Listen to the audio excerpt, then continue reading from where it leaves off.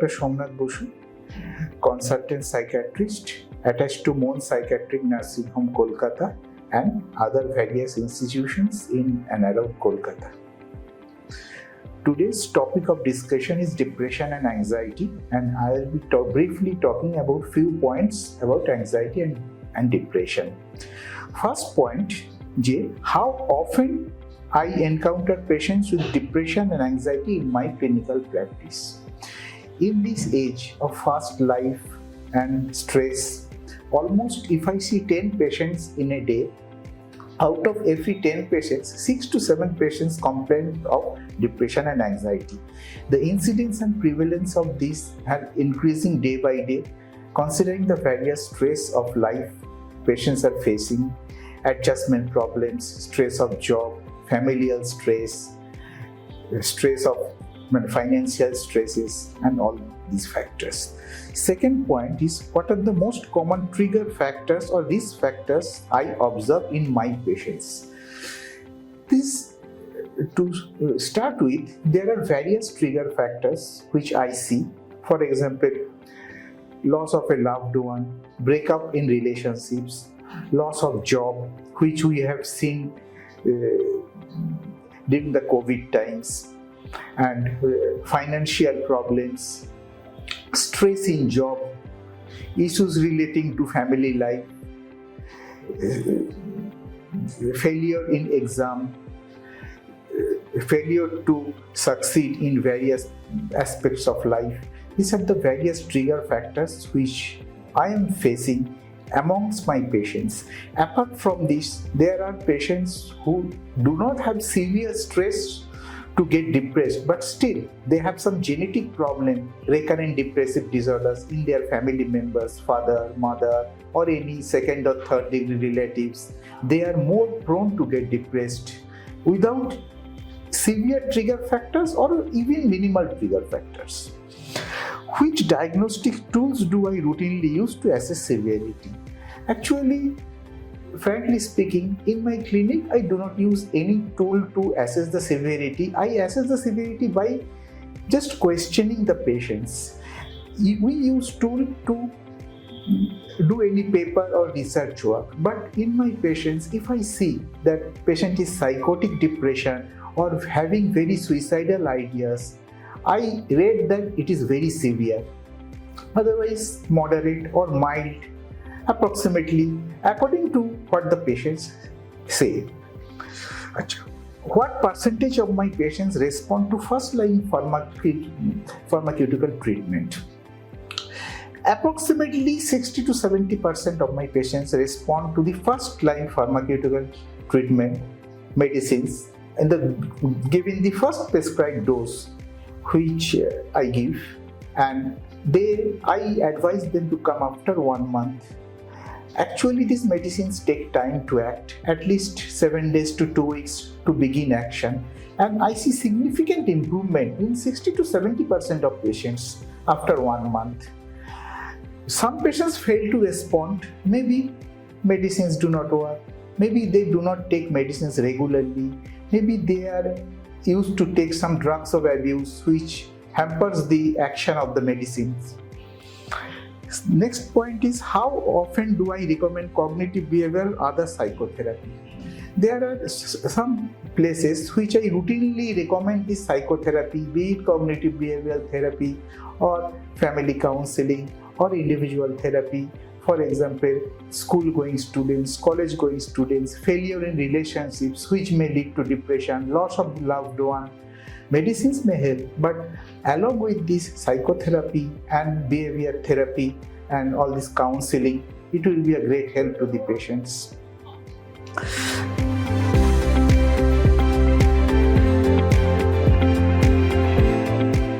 I consider lifestyle interventions, diet, exercise, sleep hygiene definitely as a part of my treatment. As we all know, research has proved that physical exercise in any form is an antidepressant. It does not mean that we have to go to gym. Just morning walk or evening walk, free hand exercise, swimming, cycling, all those things help very much in relieving depressions, and there are papers relating to that. They increase the serotonin level of the brain and relieve the symptoms of depression. Definitely diet, healthy diet, good sleep, music therapy, listening to music, relaxation, what we call that pranayama or deep breathing, also helps in to tide over the symptoms of depression. The next question is, how do I assess and manage treatment-resistant depression or anxiety? Yes, this is definitely a problem nowadays. Treatment-resistant depression or anxiety. There are patients I also encounter who after several weeks or months of treatment do not respond significantly or respond minimally to these antidepressants along with counseling. In that case, I do again an assessment whether we are missing with any bipolar disorder, bipolar depression, whether there is any substance abuse, whether the patient has taken the drugs at regular interval, whether there is any chronic stress which is occurring to the patients. Accordingly, I adjust the medicines. If one medicine does not work, even as we know that after giving 8 weeks of antidepressant, we have to decide whether there is any significant result or not. I change antidepressant.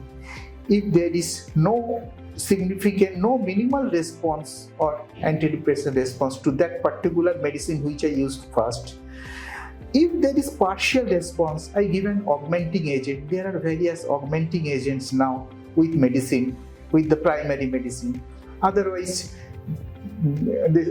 I follow the antidepressants for second line or third line according to the symptom severity of the patients after assessment after 2 months, that is 8 weeks. Another question is nutraceuticals or complementary therapies like St. John's wort.